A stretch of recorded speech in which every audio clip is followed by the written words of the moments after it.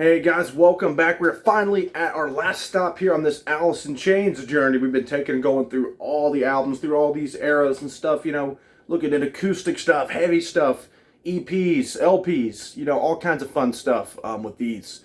And it's not been the longest discography we've done. I think, 10 albums or something like that. I did cover, of course, the MTV Unplugged. It's just a bonus. That won't be featured in the ranking again. It won't be. But, it's fun to talk about.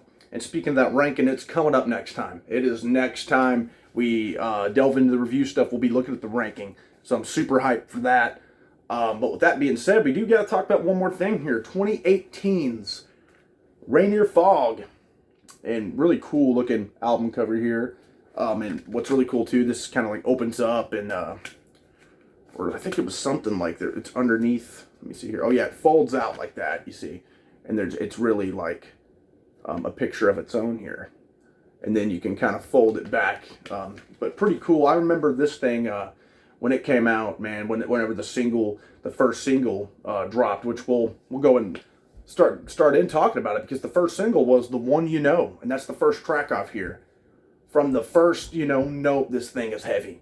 Man, I mean, just kind of like a freaking stomping riff, man. Like that, just kind of, man. And you got some cool, Jerry, this riff is up there for me as one of my favorites of his. Just such a badass, heavy riff.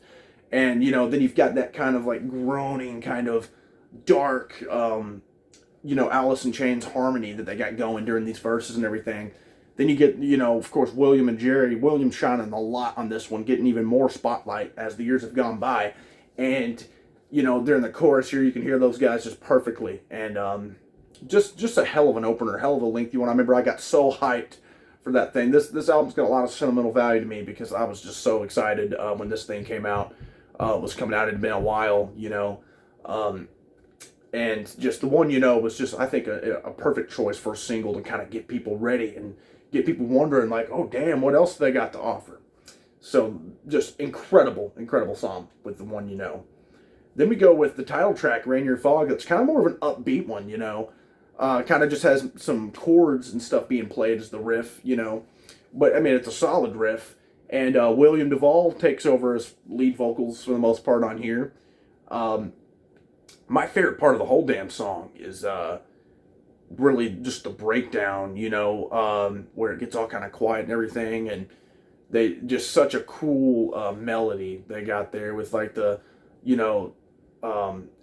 again, the harmony is coming into play too during that, and just the melody they got there and kind of the subtle but impactful kind of echo on the guitar that Jerry gets going on there, and just that ring he gets during that breakdown. So Rainier Fog is just an awesome, awesome song. The title track, again, it's kind of, and to kind of go further into kind of how this album is, I wouldn't say, I'd say maybe as far as the William era goes, it's kind of like maybe like the middle ground as far as the heaviness goes, because even it's like softer ones still got a bit of like an edge to them in a way, but yet again, I don't think overall as a whole it's heavier than The Devil Put Dinosaurs here, and I think it probably is heavier than I'd say it's probably heavier than Black is Little Blue, but maybe that's a tough call, but on the heaviness scale or whatever. Don't really matter. I was kind of thinking about it because, when you compare it to like going from The Devil Put Dinosaur here to this, that's like a really heavy album for the most part. And this, again, has its heavy moments, like with the first track. And with this third track coming up, Red Giant, one of my absolute favorites, man. This one is like, this one's like the angry chair of the William Duvall era, to me at least. I mean, this is an all-time classic. First time I heard this one, I was blown the hell away. With this one, I mean, just a really cool kind of dark vibe going on through the verses and everything. Then you get like these really like soft kind of vocals, I think from Jerry and William going on there right during the pre-chorus. Meanwhile, it perfectly counteracts the the kind of heavy riff that's going on with it. So, and then you kick into that chorus, blowing up like a red giant, expansive a star. Gonna burn this down and laugh my ass off. Just really just cool and badass lyrics, But where like it really gets you is after that, doing like the all the children sing it again. I mean, that is just like a haunting moment. An Alice in Chains moment right there. This album has it. Red Giant is like top of the line off this album for me. Heavy stuff. Again, it's like the angry chair of this era to me. Then we go with one of the softer ones off here, which are far and few between on here as far as like acoustic bass ones. Are not, as prevalent as, stuff you'd find off of Black is Way to Blue, that had the piano and black title track and the Your Decision kind of acoustic. There, and it even had When the Sun Rose Again. But this can kind of fall in that category here with Fly. Really, really kind of fun and more upbeat kind of tune. That's acoustic. That sounds like you could rip this thing off Jerry Cantrell's newest record that came out, Brighton. That's like heavily acoustic bass. Has a little bit of like a twang to it, and this one kind of has that, like, if you look at this coming out, of course, years before, because Jerry's newest album came out like last year, I think, late last year. You can kind of see the direction. It almost seems like Jerry looked at like a track like this one here, Fly, and was like, I kind of want to delve into that kind of direction, because this one's got like a really kind of pretty and upbeat acoustic verse sections, and then it kind of goes into like, a fun hooky chorus, and then it gets a little bit darker with like this kind of buzzing, kind of buzzy sounding chord progression and everything, but it's really cool. And Jerry whips out one of his best solos ever, I think, in here. Just such a powerful solo on this one. Then we go with one of the heaviest tracks off here, with Drone. That's like an epic, man.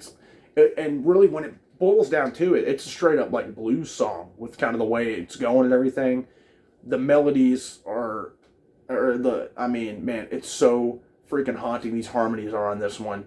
In between like the kind of almost three-legged dog style kind of riffage going on here. It's you hear just the haunting, dark, freaking harmonies from William and Jerry.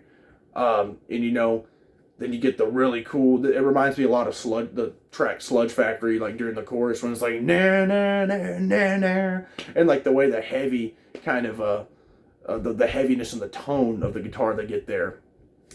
And just love this one. It also has kind of a cool kind of really, really minor breakdown. Very, very, like all those minor chords really, like they just kind of come out of nowhere. Kind of, again, kind of that buzzy thing, kind of climbs down the ladder as well on that one during the breakdown and everything. So I love Drone. Such a badass song. It's one of the lengthiest ones off here. But I absolutely love that. I'll never forget hearing that one for the first time either. It just blew me away. Then we get kind of a deeper cut off here that, over the years as I've, this album does also have this same kind of effect as Three-Legged Dog, that it's like over the years as you listen to it, it just grows on you. And some of these deeper cut tracks, like this one here, Deaf Ears, Blind Eyes, they just grow on you and grow on you, and this one in particular, it's just, I love the riff on this one, and it's one of the heaviest ones off here, I'd say, and just such a dark track, and I love the kind of groove it's got to it, and just this one also, the guitar, it has kind of that kind of, not growl, but like echoey feel, like a cry of like an animal or something, kind of like on Devil Put Dinosaurs here during a couple of the tracks there, kind of has that feel during like this main riff. Then we get with Maybe, which is another kind of deep cut off here. That's kind of a prettier one, a more acoustic bass, and it's just this one is very like deep, track lyrically. Maybe you should have known. I'm feeling lonely and I'm tired. I should have known, and just stuff like that. Really kind of depressing lyrics, but it's at the same time kind of it's like comfort music, in a way. If you're going through a hard time, man, this stuff will get you. Help you, dig your way out of it. And this song was just a really incredible song. One of my favorites off here. I love the pre-chorus too, where it's just kind of still going acoustic, and it's like a perfectly synced up vocals from William and Jerry to make just an awesome, awesome song. Then we get this may very well be the heaviest track off here. I'm talking so far under. I remember when this single dropped, I was like, wow. Sounds like a straight up Lane song off of Dirt, dude. I'm telling you, this is one with from the riff to, it sounds like something just ripped right off Dirt. I'm telling you, like almost like a Them Bones kind of thing, and you get kind of that like kind of Lane Staley type thing during these that kind of like at the end. It's like a little notation at the end, of the vocals from William and Jerry that just I'm telling you. And then the so far under, kind of has that little thing going on. Just, oh man, this is one that I could totally hear Lane singing, and you hear him kind of, still being a part of the band in spirit. You know what I'm saying? Like, it's Alice in Chains any way you slice it right here. And this is a track that just shows you, for people who maybe are too, turned away from this era, are too afraid, if it's not Lane, it's not Alice. That's not true, man. You gotta at least try it out, and this would be one, I think, if you maybe even told people, hey, this is like a hidden Lane Staley, Alice in Chains track that they release. People might just believe it if they didn't know better, because it's sounds that much like him on here.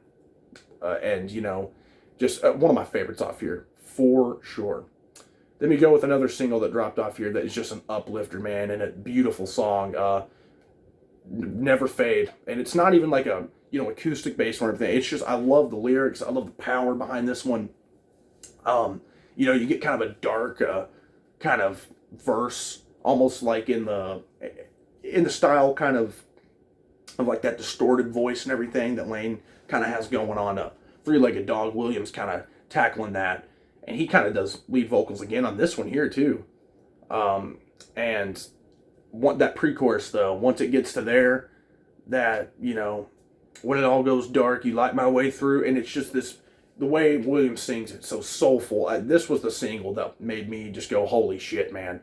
And then the Never Fade, and then you get, while that's singing in the background, I know you think you're someone I forgot, that Jerry comes in there while that's going on. And just a beautiful, beautiful song. They even change it up near the end, kind of change up the notes a little bit, put more emphasis on a part during that chorus. And then Jerry's guitar solo at the end is another all-time favorite of mine. Just the emotion of this one, the drive and the power of this song, weird memory, but like I remember one time, I was, gonna have to wake up ultra early because I was out of town, but I was still gonna have to work the next day. Drove 4 hours, woke up when it was dark, and this single had come out, and I was just blaring this thing, down the road. That's just a weird memory that I just, it's cool when you can, songs like that trigger these memories, for you and everything. That's the beauty of it. But that's one that does for me. Just incredible song. Maybe close it with just a really sad sounding song, All I Am, probably like the softest one off here, as it's kind of a more acoustic bass, kind of slower and everything. Really, really cool lyrics on here, as dark as they may be. On your toes and on your heels. There's a line drawn on the floor where the something lies, or where the blood is dried, there is no line. Something along the lines of that. I'm drawing a blank, but it's some cool freaking lyrics. And it's like when it's on, I can sing it, and the lyrics will just come to me, But off the top of my head, But anyways, just a really, really pretty song to close this thing out, and another really haunting one. It's also one of those that kind of stops, and then you think it's over, and then kind of comes back in with a cool little ending mini solo from Jerry. Man, Rainier Fog, what an epic album. And, it's just track after track. And I can say that about really any of these Alice in Chains albums. That's what's going to make this so hard. So freaking hard whenever I rank these things coming up. I'm still, debating in my mind, where I'm going to put a lot of this stuff. But overall, I'd say if I had to pick some least favorites, I'd maybe say the final track, All I Am. And I would maybe say... I'd probably say the one, as much as I was hyped, that just goes to show you, as much as I was even just hyping that song up, right off the bat, at the opening track. That's probably one of my least favorites off here. That just shows you the strength of this album and this band as a whole. And I'm so so hyped for to go see them. Again, I've mentioned it a couple times, I think, during this series.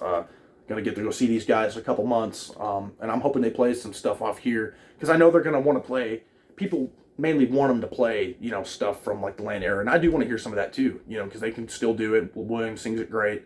I've seen videos and everything, but I would love to hear a lot of material off here, off Devil Put Dinosaurs here, off Black His Way to Blue. I like hearing that stuff that was original with William because they're just incredible music to be found all across those 3 albums. And when they come out with a new album, I will be all freaking over it, man. And it's getting around that time where they might do it again. It seems to have been like 4 or 5 years over the past decade or so, like in between albums.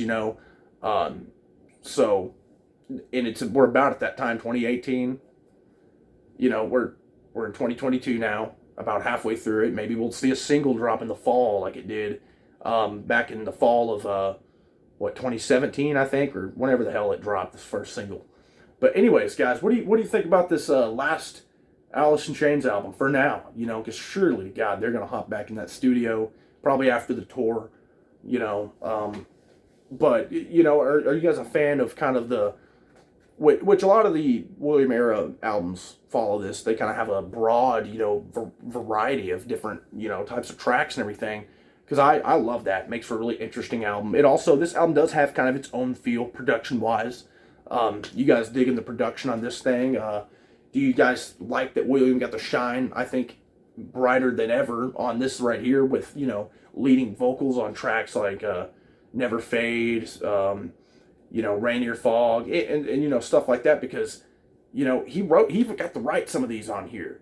So that was a big step, I think, and just makes me excited for the future of these guys. But anyways, like, subscribe, comment. Let's talk about this thing down there. And I cannot wait till next time when we rank every Alice in Chains album. So stay tuned for that, guys. And also stay tuned for that because we'll also reveal the next band we'll be covering. It'll be another one-off, one and done band and album. So then we can do a bit of a bigger one after that. Kind of, if you guys have been fans of the channel and watched the channel for a while, you kind of know the pacing on how I kind of do this. But, we'll see how that goes and everything. But anyways, guys, thanks a ton.